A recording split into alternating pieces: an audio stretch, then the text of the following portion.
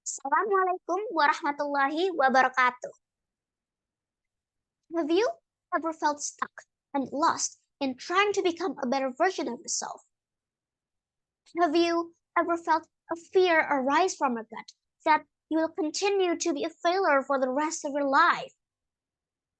As someone who's on a journey to find the direction one wants to pursue and strive for, almost finishing the education system has me anxious.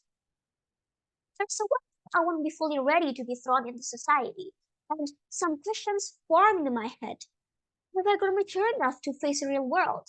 Would I doubt my decisions halfway through? Would I be able to survive there?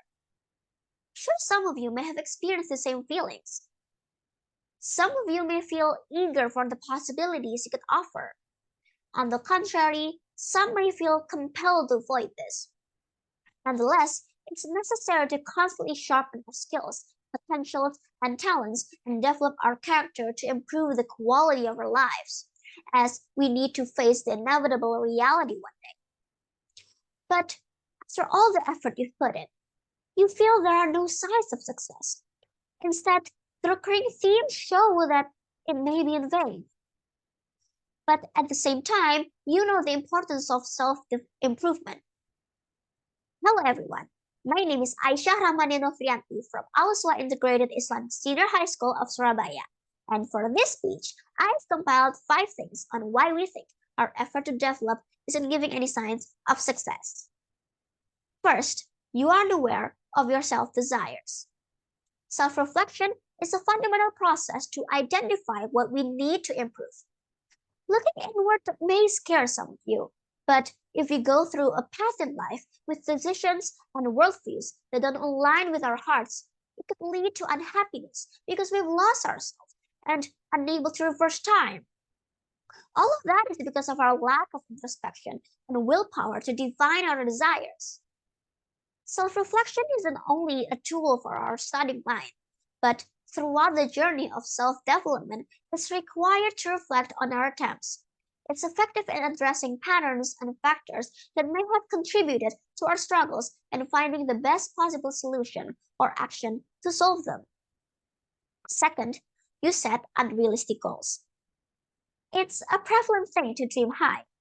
I often do it too, but it could feel unreachable if we don't set it in smaller sizes.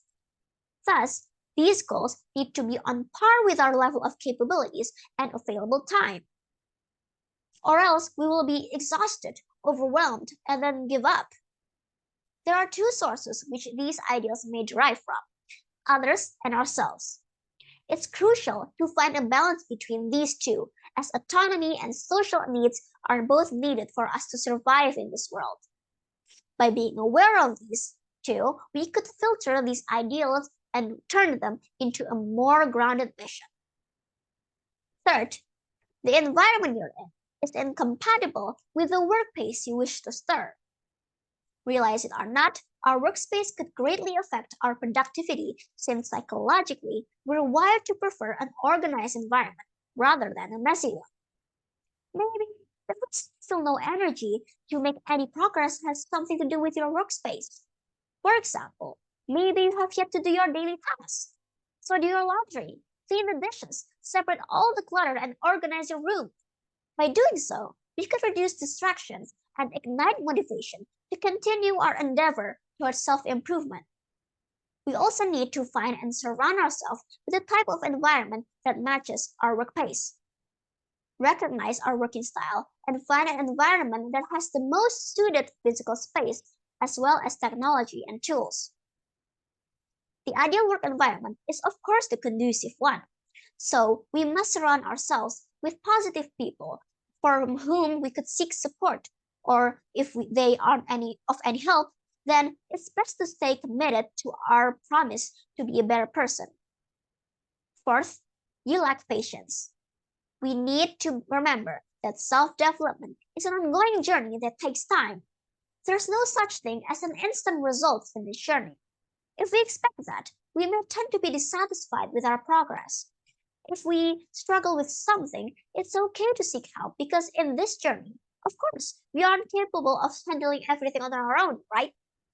Open your mind to their advice Be patient and start small. Be persistent until you achieve it. And remember to never stop learning from your journey. Lastly, a point that is often overlooked by many of us, including myself, which is self compassion. For many of you who have underestimated this advice, do you know that self compassion is a powerful tool in this journey? Self compassion is the basic foundation of self development because it fosters emotional resilience, boosts motivation, and creates healthy mental well being as well as healthy relationships. If self compassion is non existent, when we encounter a problem, we would choose to run to our defense mechanism and back to our previous self. It may be difficult to practice it, but we must be kind to ourselves, embrace our flaws, and use it as an opportunity for growth and learning. Don't put too much pressure on yourself.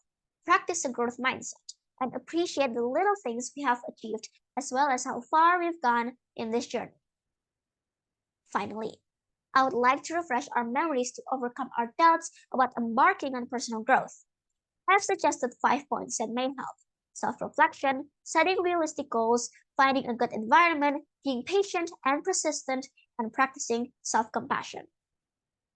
I hope we will never be unwavering from the obstacles of this journey and finally becoming a better version of ourselves one day.